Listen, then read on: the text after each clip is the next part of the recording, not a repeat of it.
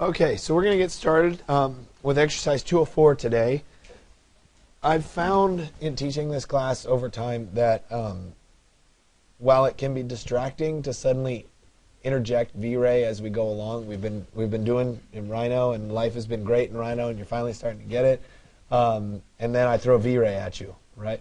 The problem is if I wait until longer, you guys are going to start getting anxious, and you're all going to ask me anyway, how do I put the materials on an object and that sort of thing. So I've found that integrating it early is helpful. So we're going to take a slight departure today from what we were modeling and work in VRay a little bit, and we'll ultimately get back to the house that you guys were working on and throw some materials on it. So today will be very much about materials and learning VRay and kind of working with the very, very basics of VRay, though of course we'll do a little bit of Rhino because you can't do VRay without Rhino.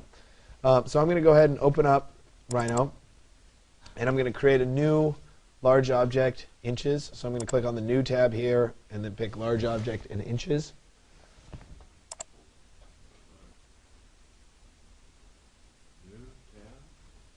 And the little, if it should say new on the left side. Yeah. Small object. Large object, inches. Okay, so I have a brand new Rhino file. In the past, like when we did exercise 201, I gave you a Rhino file that had some stuff already in it, but it's now time for you to start learning how to set up your own files. So from scratch, so to speak. So we're going to work on that today. What I'm going to do first in part one is I'm going to create a composition of 5 objects. And they can be any objects that you want. I would encourage you to do an object that's kind of a wall-like object and then several other random objects. So I'm going to go ahead and use the object presets that are available on the left side here. There's one that looks like a box, corner to corner. That's the one I'm going to start with. And I'll work in the perspective view, and we'll draw a box. And I don't even really care so much what the dimensions are. Let me go ahead and make it in shaded mode so we can see it. Oh, there we go. I'm going to click and hold on the box, and I'll make it like a cylinder. Something like that. Maybe I'll click and hold, and I'll pick a cone. How come it's not going on? And maybe I'll make it so that they intersect slightly. I don't know. Let's make a donut. That sounds fun. Right? I don't know. Whatever. I want at least 5 objects. And we'll do another box. Right? And sometimes it's kind of fun if they intersect a little bit so we can see how they end up working together or against one another. Okay? So once I have my 5 objects, I happen to pick them that way.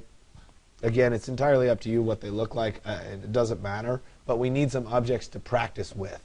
And so we're starting with those 5 objects. And let me just... Okay, we're going to go through and talk through some of the basic rendering settings of this drawing. So I have my 5 objects. That's step 1. And then we're going to start talking about VRay. Now, VRay, I have 2 ways of accessing VRay. I'm supposed to have a toolbar for VRay that's default on all these machines. However, the last time they got imaged, the toolbar wasn't installed correctly. So I'm going to walk you through how to bring up the toolbar. However, everything that I'm doing is also available under the VRay menu that's up at the top of your screen. If you don't see VRay listed, it's because it's not your current renderer. But my guess is everybody will see VRay because by default it should be the current renderer. Okay? So everything is available under this VRay menu. Options, material editor, and these other things don't matter so much. But I do want to show you how to load the toolbar in case you would rather work with the toolbar. And we're going to do that by going to the Tools menu, and then we're going to go to Options. And in the Rhino Options, there's an option for toolbars, if I can see it. Thank you. And I can go to File and then Open from there. And I'm actually going to click on the Dropbox folder that's available. And inside of the Dropbox folder is not what I was looking for. How nice. Right? Okay, so that just made things more complicated. I'll have to figure out why it's not there. It's supposed to be there. I'm going to have to download the toolbar. So I'm going to go to the digital tool site, and I'm going to go to, and actually it doesn't matter, we can do this out of order. You're going to do this later today anyway. Yeah, no, it's the file that I need to load isn't there. So let me go to downloadable resource packages under resources.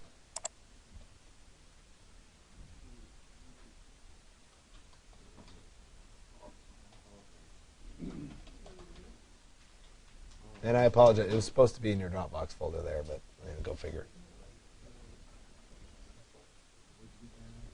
All right. And so on this downloadable resources page, if we go to ARChy 136, you'll see that there's a zip archive of VRay materials. You're going to want that later today anyway. So since we're there and we're looking at it, you can't right-click and save it. You actually have to click on it because it will open a Dropbox link that you can then choose to download from. You don't have to actually sign up for Dropbox. You can say no thanks, and it'll start the download. It's about 200 megabytes, so it's a big file, so you have to give it some time. That's part of why I hosted it on Dropbox, because their servers are faster than mine. But we also down here have download VRay toolbars for Rhino listed. So I do want that. Okay, same thing, it takes me to a Dropbox page where I can then download this VRay for Rhino v4 tb.rui, which is the Rhino toolbar.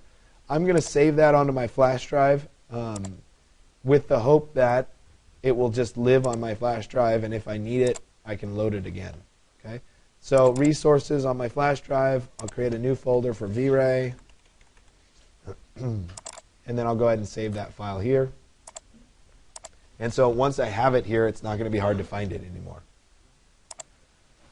Okay, so then I can come back. I'm still in the Rhino toolbar options here, and I can go to File and then Open. This time I'll browse to my flash drive, into my resources folder, into my VRay folder, and lo and behold, there's the toolbar that I need. When I click Open, it will load these two toolbars. Okay, this one has the basic render settings, right? Below that are some lighting objects. We're not going to deal with lighting yet in depth. We'll do a little bit of a directional light today, but those two toolbars are now available for me. I apologize that they're not loaded by default. They're supposed to be, but such is life. Okay? All right. So again, I apologize that that wasn't there.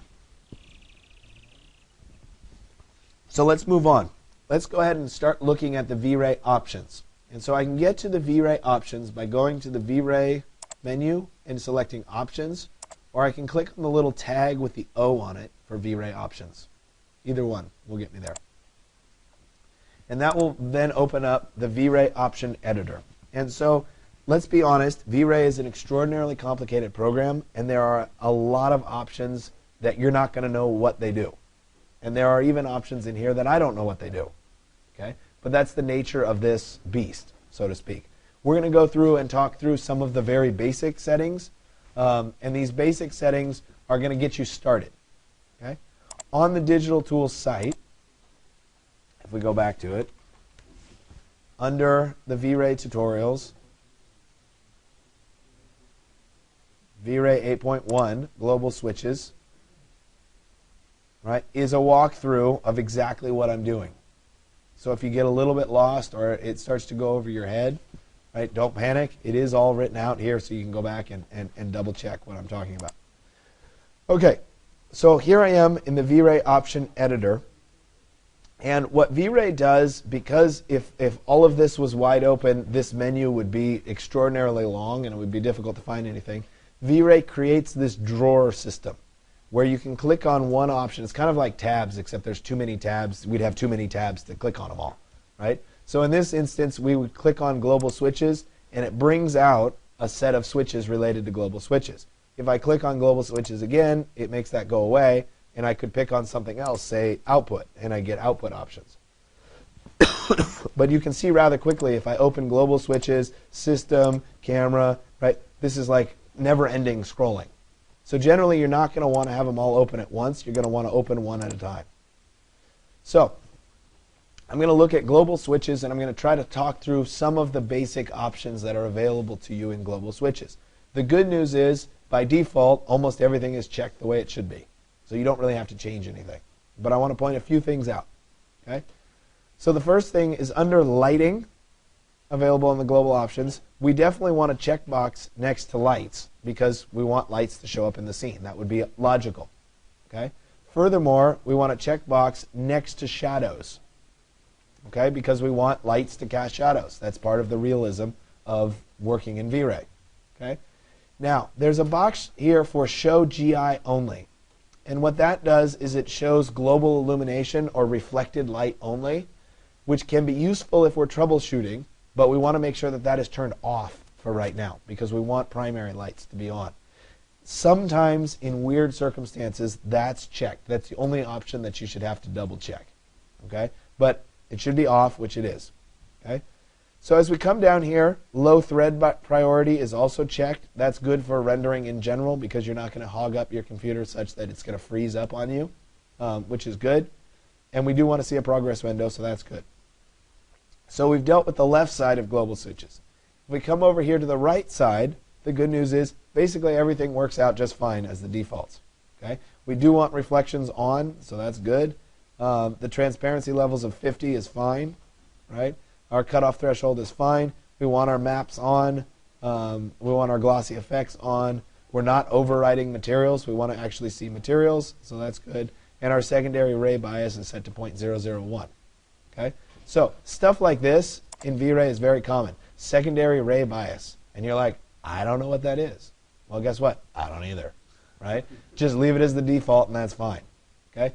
You'll get down here. We'll get into like caustics, and you'll be like, there's all these like max photons and density and whatever, and you're like, I have no idea what any of that does. Okay? The truth is there are certain settings when you need to change them. I will give you, this is what you need to change, or I'll give you a preset that you can load that will change them for you. All right? I'm just trying to point out that there are an extraordinarily large number of options related to VRay. Okay? All right. So we have the basic options set up the way we want them. So that's good. We've done step 2 of part 1 today. We're going to close the VRay option editor for now. We will come back to it. And the next thing that we're going to do is establish something called a VRay infinite plane. And so in our scene right now, if we were to render, it would show up as if these objects were floating in space. There'd be no ground. Okay? And one of the challenges when there's no ground is there's nothing to bounce light off of. Okay? So we're going to establish something that will give us a ground. And what VRay does to do that is it creates something called an infinite plane, which basically is a plane that will not show up as infinite in your scene, but that when rendered will show up as if it goes all the way to the horizon, wherever the horizon is. Okay, so it's a way of giving us ground in our particular scene. And so we can create that by clicking on this Add VRay Infinite Plane button.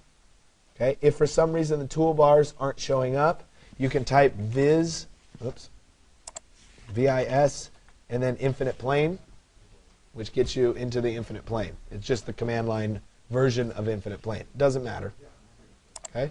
So either Viz infinite plane, or you can click on this button, which is like a rectangle with arrows going off of it. Right? If I were to blow it up, it looks like this.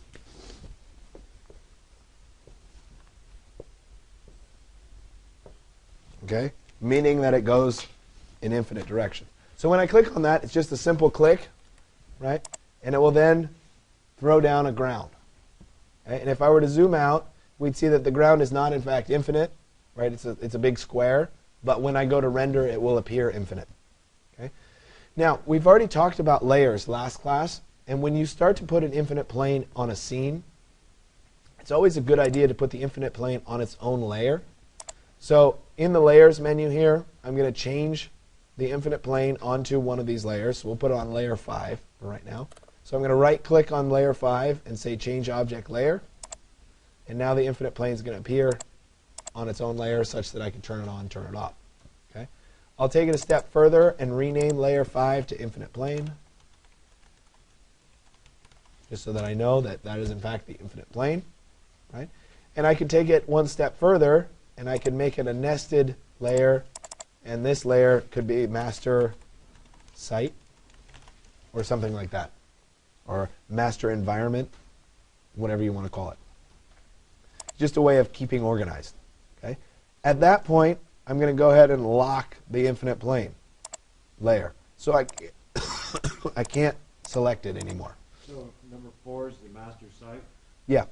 It doesn't matter. You don't have to do that. But it's just in my organization, it's always helpful to be thinking ahead about how you want to organize stuff. So once I've gotten to that place, the infinite plane needs to be locked. So I'm going to lock it down. If you don't lock it down and you zoom in on your objects and you go to drag a box around your objects, you will mistakenly just drag the infinite plane around. And you'll frustrate yourself.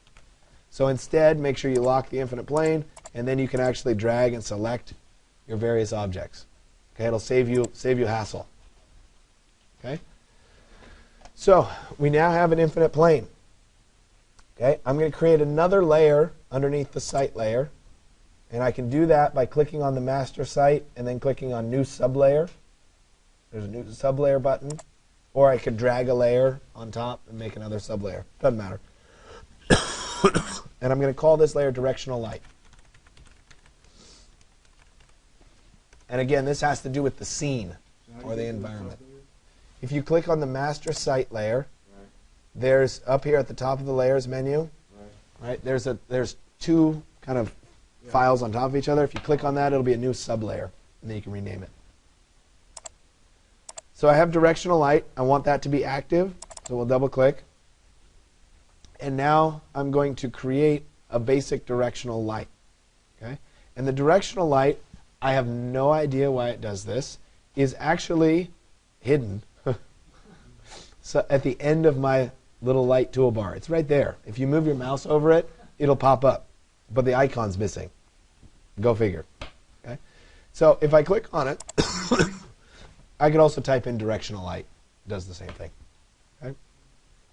It's going to ask me for an end of the direction light vector, which basically means where do I want the light vector to end, and then I'm going to be able to place the light somewhere in the scene. Now, this is doable, right? But it's very difficult to put it in 3 dimensions at once. Okay, so for example, here I am, and my light is going perfectly horizontal. Okay, so what I like to do to help myself out a little bit is I like to draw a little box somewhere in my scene, and then use this box to snap to the corners to create my directional light. So I'll come back, directional light, end of light direction vector will be right there, start of light direction vector, oops, it would help if I actually snap to it correctly, right there, start is right there, and now, if I get rid of this square, my light is actually pointing down at my objects. Okay? So it's a cheater way of doing it. This light is by no means accurate. Ultimately, we're going to get into creating suns where we'll specify where we are in the world, what the sun angles are to create accurate shadows and that sort of thing. But for right now, I just need a light that's shining down on my objects. So once again, I created a temporary little box. Doesn't really matter the dimensions of it. I went to my directional light. End of light is there on one of these corners. Let me turn off vertex. There we go. Start of light is at the opposite corner diagonally, and now I have that light shining down right on my object. Now in this case, I have 2 lights in the scene. Not a good idea. We're going to stick with just 1 light. So I'll select the 1 light and get rid of it. And now I only have 1 light in the scene. Yeah, build in VRay. Build. Sorry. Yep. In Rhino, I have them. I'm going to get rid of this. But in here,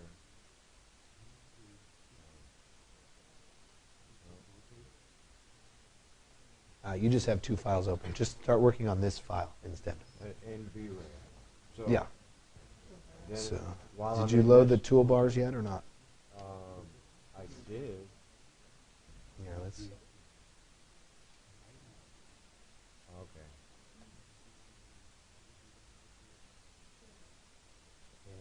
Did you save it on your flash drive? Not yet.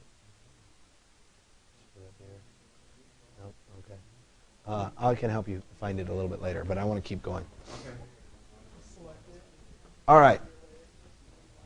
So we made it through the directional light, right?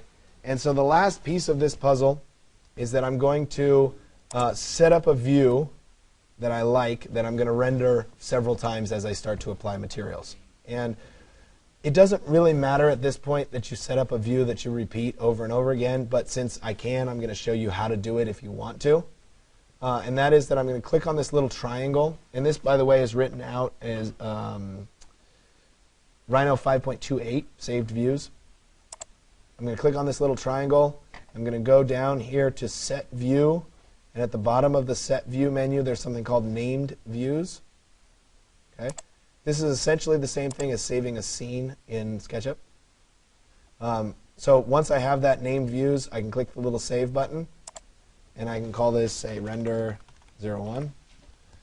And save. So the advantage of doing this is that if I were to move around in the scene, do something different, I can always come back to Set View. It'll be listed at the very bottom, Render 01. And I can jump back to that same view. And I can render that same view over and over and over. On something like this, it doesn't matter.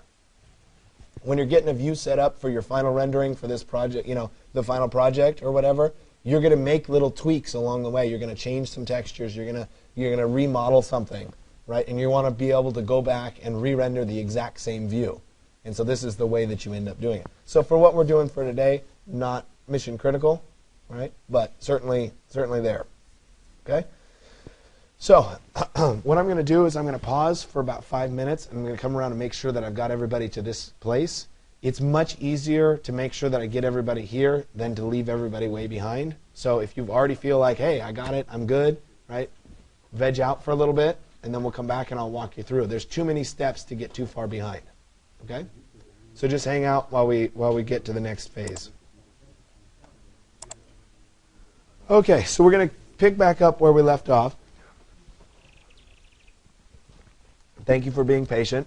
So the next thing we're going to do is we're going to start working with basic materials. And it's going to be the natural tendency for you to jump ahead and want to load fancy materials and stuff that's pre-made. But in this stage of the game, it's important that you understand what is a material and how is a material made up. And we'll spend more time on this, kind of really understanding materials. But I want to go through some of the basics. So when we first start talking about materials, we're going to look at the VRay Tool Bar, and we're going to click the circle with the M on it, which stands for the Material Editor in VRay. If you didn't have the toolbar up, you can still access it through the VRay Material Editor options. And so this then brings up what VRay calls the Material Editor, which is where you load materials into your scene or where you create materials from scratch.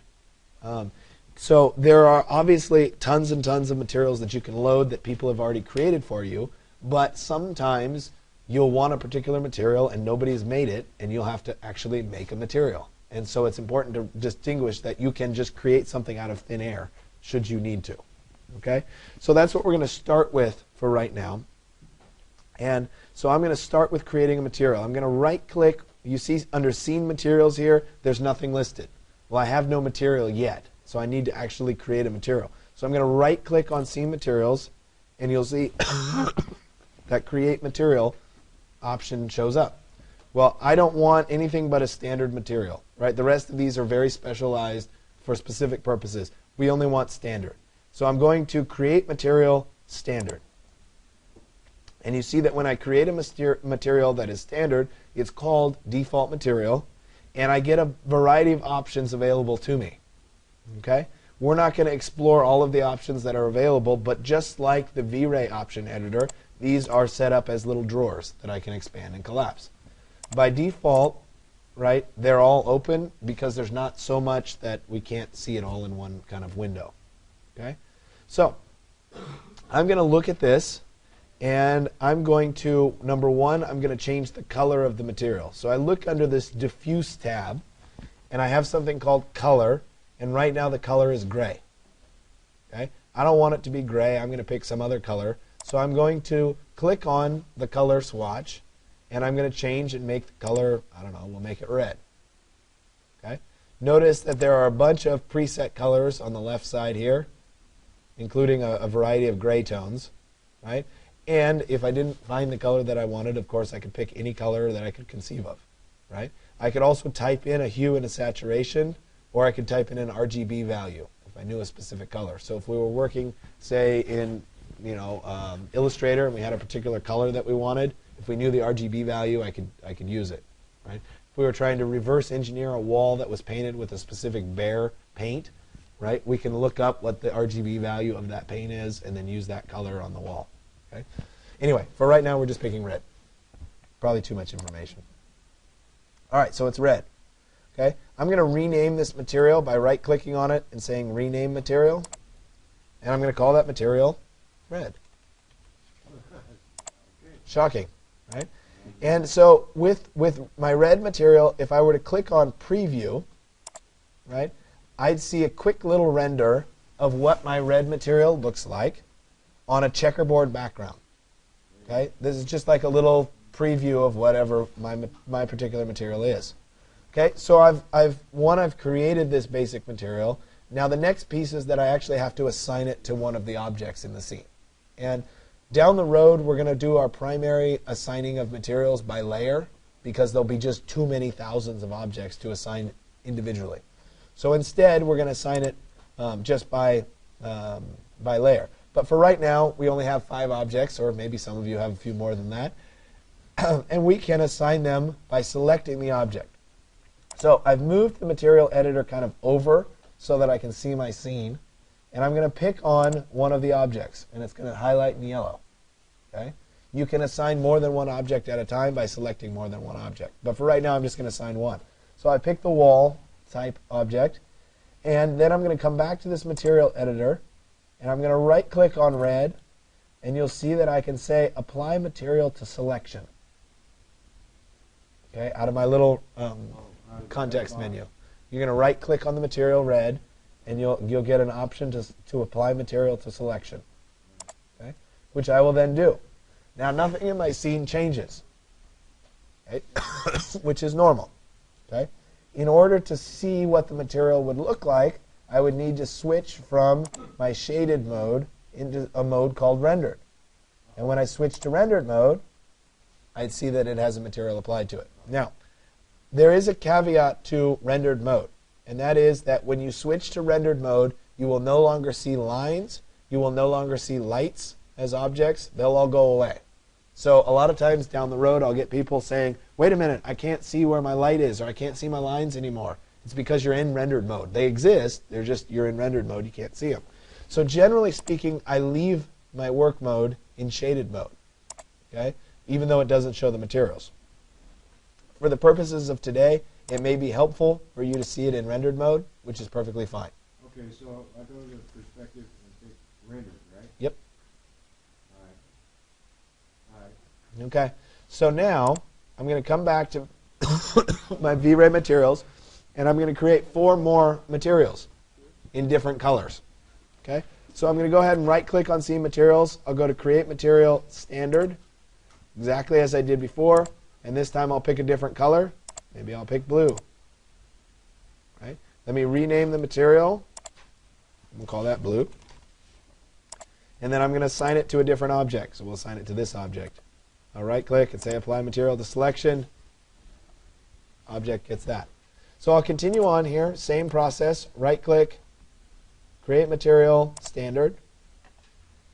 And let me change the color. I don't know. In honor of my daughter, let's pick pink. Right? If you ask her what her favorite color is, it's always pink. So we'll do pink. So I'm going to right-click, say Rename Material. We'll call this pink. Okay? And we'll make this square pink. Right? We got a couple more to do. So let me right-click, Create Material, Standard. Click on Color. I don't know, we'll pick orange or something like that. Okay. We'll call this orange. And we'll right-click on orange and say Apply Material to Selection. And the last one is the little donut. We create material. Standard. I don't know. It's a donut. What color should the donut be? Brown. Brown. All right. Sounds good. We'll make it brown. It's kind of an ugly brown. Maybe we can make it a little more brown. How about that? All right. So we'll call this brown. and I'll go ahead and say OK. I need to right-click and assign the material to the selection. So I'm going to go through, and actually this object's a little bit low. Let me move this vertically up just a little bit like that so we can see the whole donut. Okay? So once I get to this stage, right, I'm going to do my first rendering of the day. Okay? Now the good news is, because these are very simple materials and very simple objects, the renderings are going to happen really quick. Okay? So when I'm ready to do my first rendering, I'm going to click on the R, right, the circle with the R on it. Alternatively, I could click on the blue ball. They're two different buttons, but they'll get to the same place. Or I could just type render, or I could go up to the render menu and say render somewhere. Render. It's right there. So I'm going to go ahead and click on render. And I'm going to get a quick rendering of my objects in my scene. Okay? And I can see a little bit of a shadow being cast. They're not extraordinarily large shadows. That's okay. Chances are you're not going to see a shadow cast on the ground. It's because the ground is so highly reflective because it's white. But that's okay. I'm getting a little bit of a shadow cast. So I'm reasonably happy. Right? I have my materials assigned, so that's good. So let me go ahead and I'm going to save this view because I'm ultimately going to post this. So I'm going to click on the little save icon. Notice that there are two save icons. One has a bunch of disks. One has a single floppy disk. Not that anybody knows what a floppy disk is anymore anyway. But we're going to go ahead and click on the single floppy disk. And I'm going to go to my flash drive. And we're going to put it in a folder for today. Exercise, what is this? 204.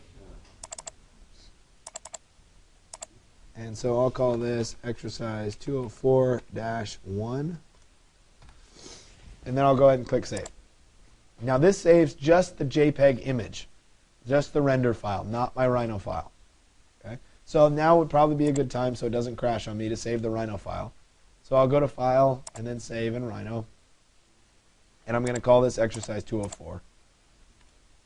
So I can come back to it. And I'll click Save. Okay, so I've done that. I've assigned basic materials to my objects. So now I want to play around with the materials. So I'm going to continue on your little handout today to step 8, part 2, step 8. And I'm going to ask you to adjust the transparency of 2 of the objects. Okay, so I'm going to come back to my materials. Now, the materials have already been applied to the objects, so I don't have to reapply them. I'm just going to edit the materials themselves. So let's say that I take my pink object, right, and I want to make that transparent. Okay, so I click on pink. I can see a preview of my pink right there. But if I look at diffuse, I have the option of color, but then I also have the option of transparency. Okay, and so transparency here, if the object is black, like that, it means it's completely opaque. If the object is white, it means it's completely transparent. So I'm going to pick a value of dark gray for this at first. Okay? And I'll go ahead and say OK. And then I'll click on Preview. And we'll see that the object which was once solid is now semi-transparent. Okay? So I'm going to do it for the pink object, and I'm going to do it for one more of the objects. I'll do it for the orange object as well. So this time under Transparency, I'm not going to pick dark gray. I'm just going to pick gray. I think that's what I asked you to do. Oh, light gray. I said light gray. So I'm going to do light gray. And then I'll preview it. And you can see that it's almost impossible to see that because it's so light. Okay, it's so transparent. So now that I've done that to those 2, remember these are completely changeable. I can come back and adjust it. I'm going to go ahead and re-render this scene. So I'll come back and I'll click on the R again. And I'll re-render the scene.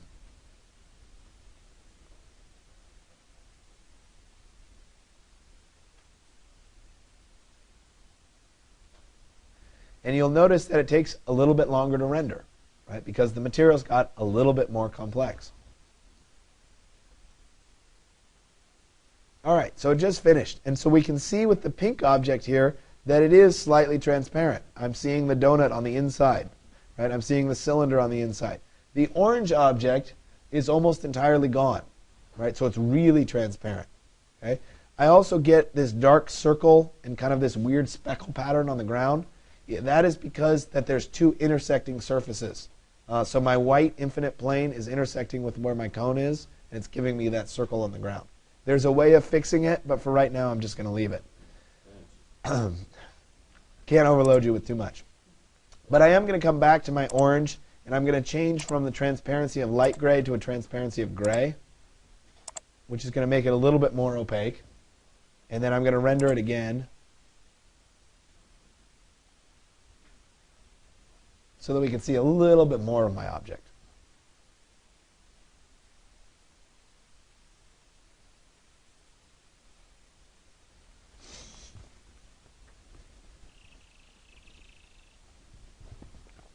All right, so now I'm going to go ahead and save this again. So I'm going to come up to the little disk icon, click on it. Before it was exercise 204-1, this is going to be 204-2. There we go, and I'll go ahead and click Save. All right, next I'm going to play with these materials yet again. This time I'm going to change the reflection, right, of 4 of the 5 materials. So you can pick which 4, doesn't matter. But we're going to go through and we're going to change it. So let's start first. I'll start with the blue material. And to add reflection to this, I actually have to add what's called a layer on top of the material. So I'm going to right-click on where it says blue. And by the way, this is written out in VRay 8.4 reflection layers. I'm going to right-click where it says blue. And I'm going to go to Create Layer, Reflection. Okay, so I'll go ahead and click on Reflection.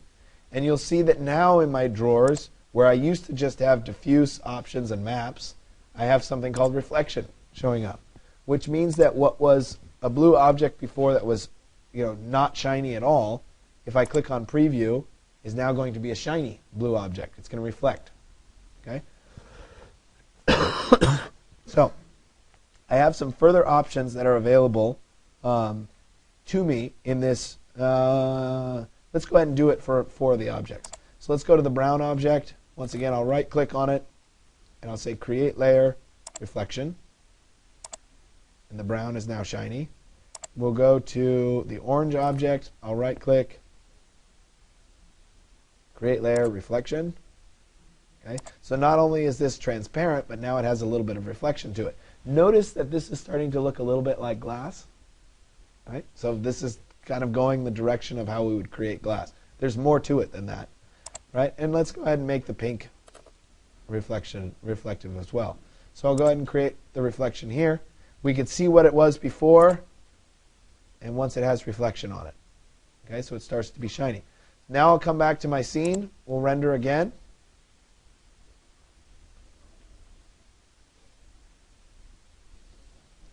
And the render time is going to increase. So each time we add to the complexity of the materials, the time that it takes to render increases.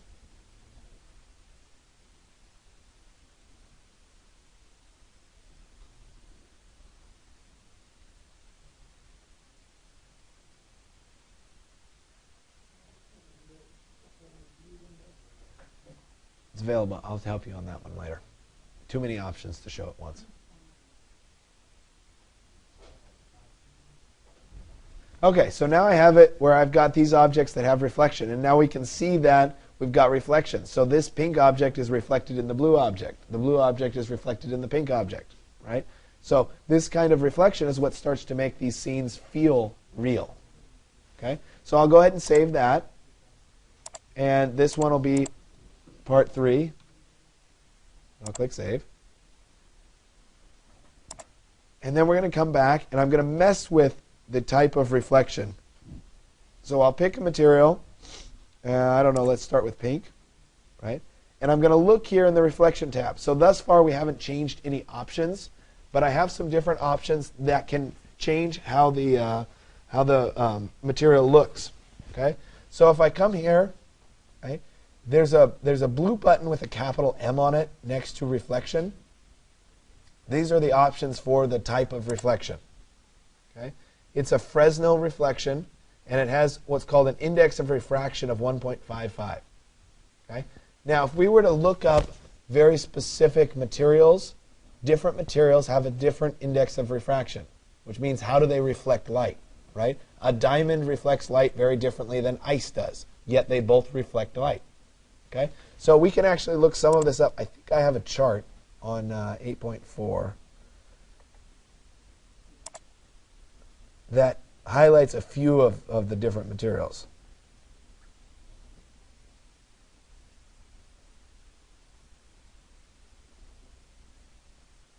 I don't know. I thought I had it written out somewhere. Yeah, Anyway. you had 1 to 0.5 on reflection. Yeah. No, we'll get to that as an option. But I thought I had a chart that equated like a diamond is 2.1 or whatever, and I don't remember where it is. But it is something that you can look up if you're trying to recreate a particular material. Anyway, I know I have that somewhere. So anyway, what I'm going to ask you to do is on 3 of these reflective layers, change the index of refraction to something else. Right? So we'll start with the default of 1.55 on one of them, and then we'll change it. So let's maybe go 2.1 on one of them.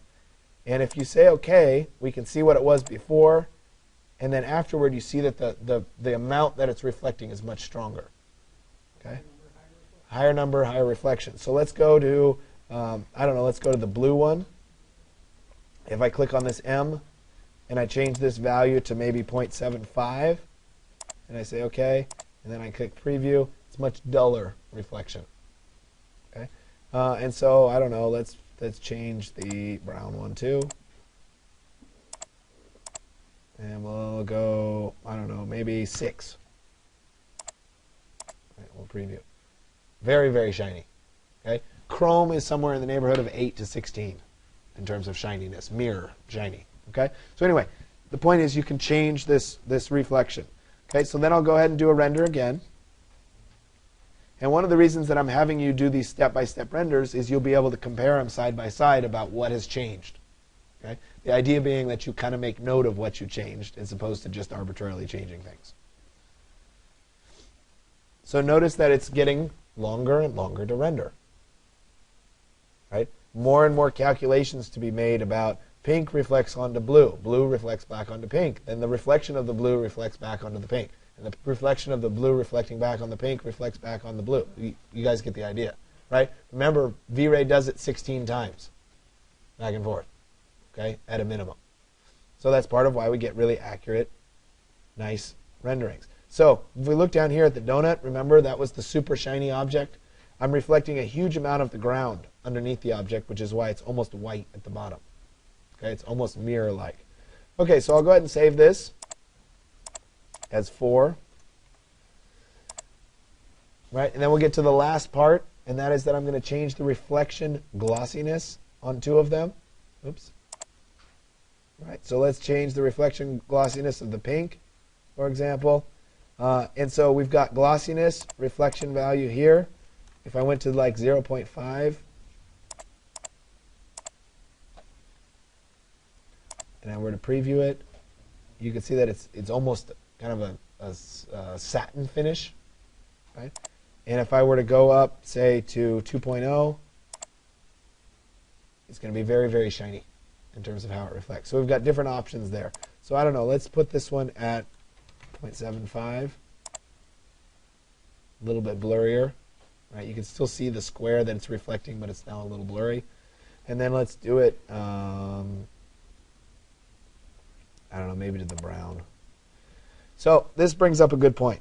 VRay loves to crash while you're working in it. And what will happen is it will kind of space out for a little bit, right? And the stuff will kind of gray out. Generally, if you let it go for 60 seconds, 30 seconds, 15 seconds, it'll come back. Okay? Sometimes it's just gone altogether. But since it's a plug-in, we don't lose anything in Rhino. We just close Rhino, open Rhino again, save your work, and it'll go right back to where it was. It's just a VRay thing. Okay, so let me go back and, I don't know, we'll do the blue object. We'll change the reflect glossiness to maybe 0.5. So it's more of a diffuse reflection. And then we'll do one more render. We'll have a look.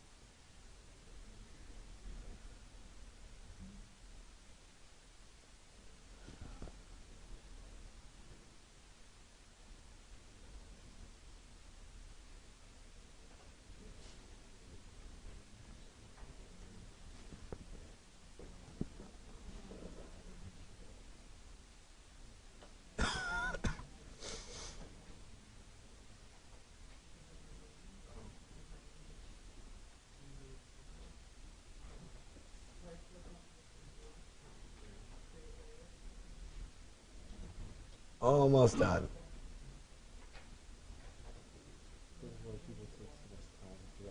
Yeah. Okay, so there it is. It's done. I'll go ahead and save this as number 5. And I'll click Save.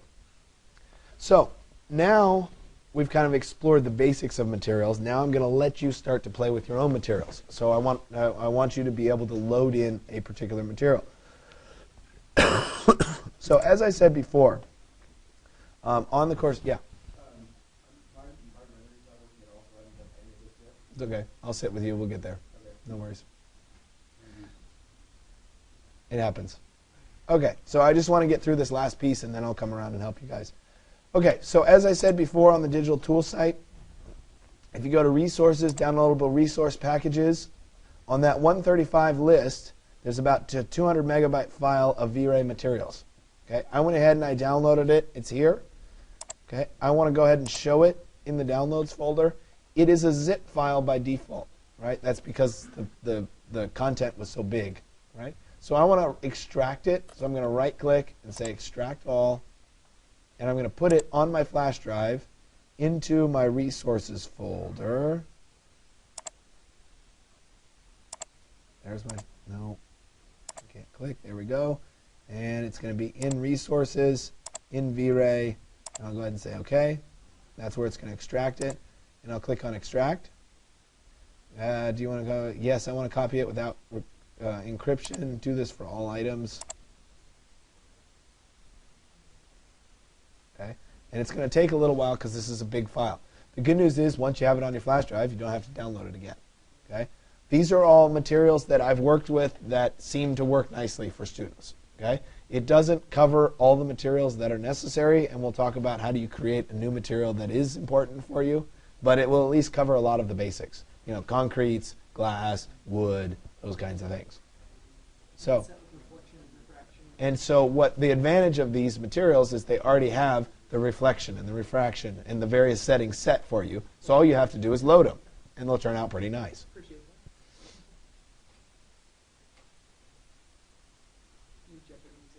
Yeah. All right, so it's almost done.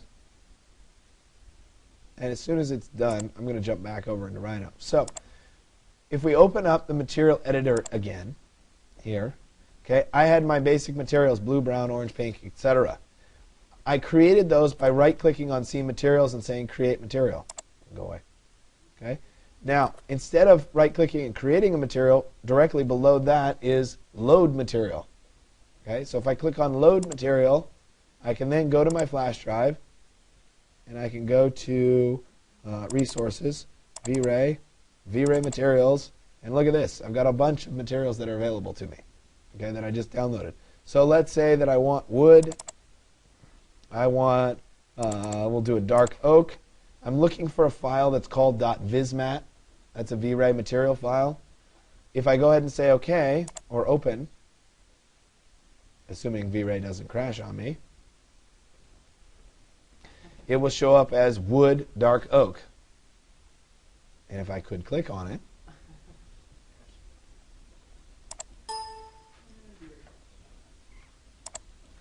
so see, here's, it happens to me too. Okay, good example here though is I still have access to Rhino even though VRay crashed. So I can go to my Rhino file and go to File Save. Saves everything, saves exactly where I am. Okay, and then I can close Rhino altogether. And then I can open back up Rhino, which is not unreasonably horrible in terms of how much time it takes to load.